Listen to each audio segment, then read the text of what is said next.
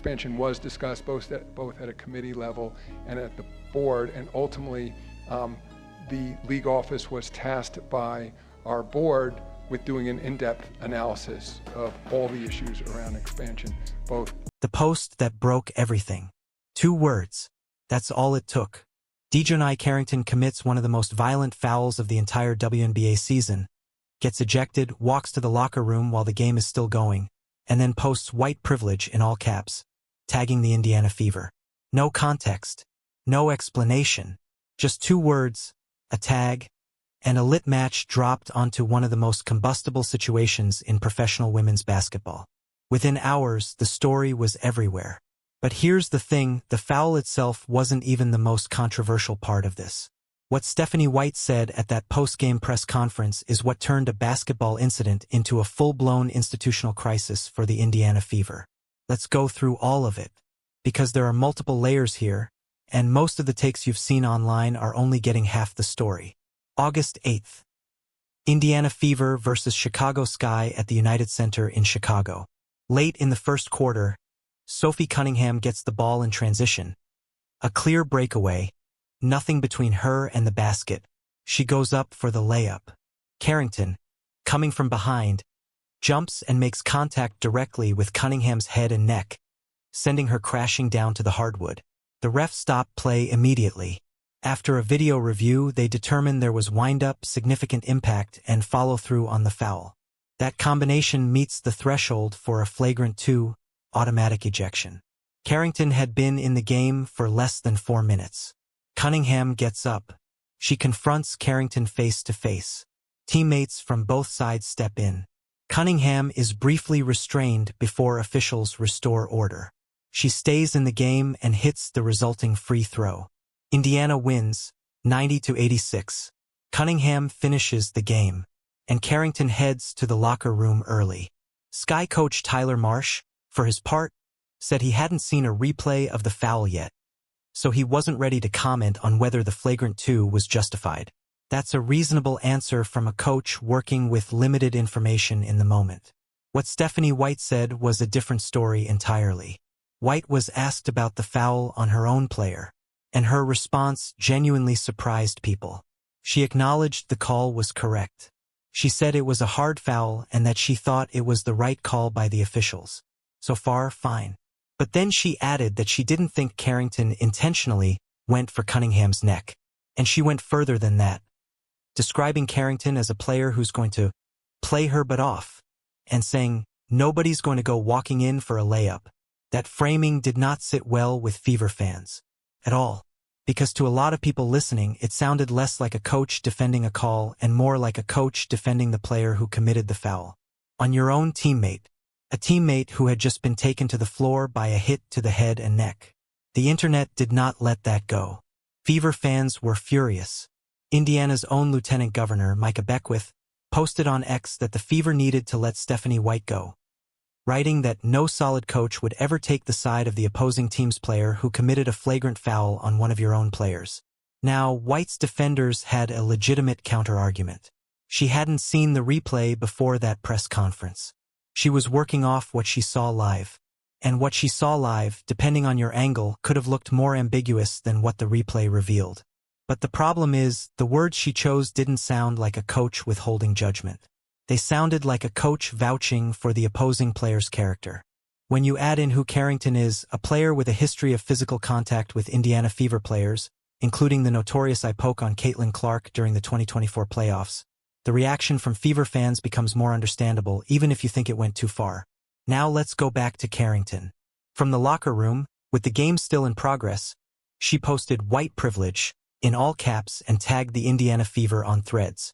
The immediate, obvious interpretation, and the one most people ran with, was that Carrington was claiming her ejection was an example of white privilege. That the call against her was racially motivated in favor of Cunningham. Social media exploded. Cunningham herself addressed it and explicitly rejected the racial framing. She said she didn't believe race had anything to do with the incident, and pointed to her own prior ejection for a hard foul as evidence that officials weren't giving her special treatment. She also made clear she felt the Carrington foul was intentional. But then Monday came. Carrington finally broke her silence. not at a press conference, but online. She responded to sports commentator Emmanuel Aco, who had argued on his show that Carrington could not call the foul on Cunningham white privilege. Carrington's response was pointed. She said she never claimed the assessment of the foul was white privilege, and that was the assumption everyone else made, not her. She cited her Stanford education. She said she would never use the term as a rhetorical weapon without proper evidence to substantiate it. She insisted she was referring to something else and claimed she had proof, but declined to share what that something else was. So to be clear about what's confirmed and what isn't, Carrington posted those words. Carrington tagged the Fever. Carrington later said it wasn't about the foul. But Carrington never clarified what it was actually about. The post is still up. The explanation hasn't landed for a lot of people. And that ambiguity has kept this story burning all week. You cannot fully understand the intensity of this reaction without understanding the Sophie Cunningham factor. Cunningham has been one of the most polarizing figures in the WNBA this season. Not necessarily because of what she's done on the court, but because of what she said off it. She's been outspoken about wanting to keep transgender women out of women's sports. That position has made her a lightning rod, drawing rallies both in support of and in opposition to her stance. It's also made her a flashpoint in a league that has been navigating these conversations in a very public, very messy way. There is a contingent of fans and commentators who believe Cunningham has become a target on the court specifically because of those statements. Carrington's foul, and especially the social media posts that followed, got pulled directly into that broader narrative. Meanwhile, Cunningham rejected that framing. She said she had no prior beef with Carrington, had never really spoken with her, and had no idea where the aggression was coming from. Whether you believe the foul was a calculated act or an aggressive but genuinely basketball play, the broader context of who these two players are, and what they represent to different segments of the WNBA fanbase, made this incident land much harder than a typical ejection would have. By Tuesday, Stephanie White had seen the replay. Before Indiana's game against the New York Liberty, she delivered a prepared statement at her pre-game press conference. It ran for about 2.5 minutes. She read it, slammed her hand on the table at key moments, and walked out of the room without taking questions. She revised her position on the foul. After seeing the replay, she called it egregious. She explained that she hadn't had the benefit of watching the play multiple times before her initial post-game comments, and that once she did, her assessment changed. On her relationship with her players, she pushed back hard. She said she takes personally any suggestion that she doesn't have her players' backs. Her words, "I ride with them 10 toes down all the time." And then she went bigger. She addressed the broader atmosphere around the WNBA directly, the external commentary, the political noise, what she sees as people trying to use the league as a vehicle for culture war battles.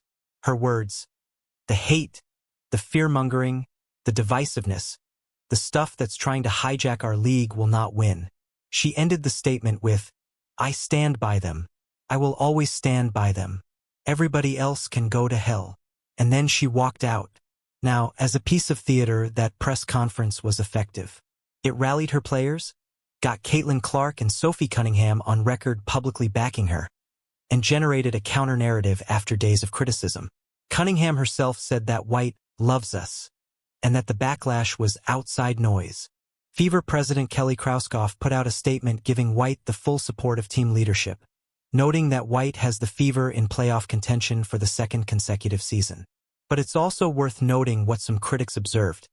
The statement was prepared, read from notes, and exited without questions. For people who feel White was genuinely wrong in her initial framing, and that she should have more clearly stood behind Cunningham from the start, a dramatic exit line doesn't necessarily substitute for accountability. Both things can be true. She can have made a communication error in the moment, and she can also genuinely love her players. Those aren't mutually exclusive. There's one more thread that's worth pulling on, because it's been circulating since White's Tuesday press conference. Skip Bayless offered an interpretation of the white privilege post that is, at minimum, interesting even if you don't fully buy it. Bayless suggested that Carrington's use of those two words, and the Fever tag, might not have been about the foul call or about race in the traditional sense at all. His read, She was referencing Stephanie White as in the privilege of being coached by, protected by, and publicly defended by Stephanie White. Think about the timeline. White coached Carrington at Connecticut. They have a documented prior relationship. And then White, coaching Cunningham, gave initial post-game comments that sounded more sympathetic to Carrington than to her own player. Under Bayless's reading, Carrington wasn't leveling a racial accusation. She was making a pointed remark about her former coach's favoritism. It's a theory. It fits some of the facts. It doesn't fit others, including the framing of the post and the fact that Carrington's later clarification was vague enough to be almost anything. And to be clear, Carrington never confirmed this interpretation. But the fact that it's plausible, and that Carrington's actual clarification was so carefully worded as to explain almost nothing, is exactly why this story hasn't gone away. As of this recording, no additional suspension has been announced for Carrington beyond the automatic ejection that came with the Flagrant 2. A Flagrant 2 carries an ejection but does not automatically trigger a suspension. The league reviews those separately. The WNBA also hasn't commented publicly on the white privilege post as a separate disciplinary matter. And that silence has its own implications, because this league has been navigating an incredibly difficult stretch, where questions about officiating consistency, player conduct, and political commentary are all colliding at once. The Carrington-Cunningham incident is not happening in a vacuum. It's happening in the context of an entire summer where the Fever have been at the center of almost every major controversy. From the Alyssa Thomas incident with Caitlin Clark to coaching criticism, to the league's leaked internal memo on transgender participation. Every time the WNBA seems to find stable ground, something else pulls the conversation away from the basketball. And for a league that is genuinely growing, building new audiences, signing major sponsorship deals, expanding its footprint, that cycle keeps threatening to overshadow the actual product on the court. Here's where things stand heading into the back end of the season. Carrington made a post. She says it wasn't about what everyone assumed it was about. She won't say what it actually was about.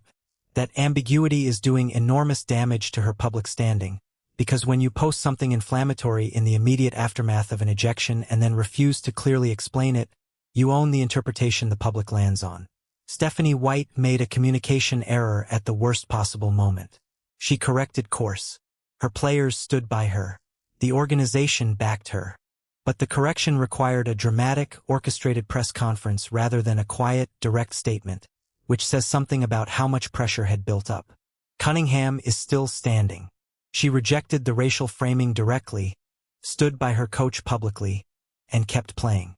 Whether you agree with her political positions or not, her public handling of this specific incident has been more straightforward than almost anyone else involved. And underneath all of it, the Fever are still fighting for a playoff position, still the most watched team in the league, and still generating the kind of controversy that makes it genuinely difficult to separate the basketball from everything surrounding it. That is the state of the WNBA in August 2026. It is messy, it is complicated, and it is more watched than ever, for better and for worse. If you want to keep up with how this unfolds, subscribe to the channel. We're going to be covering every development through the playoffs and beyond. The season isn't slowing down. Neither are we.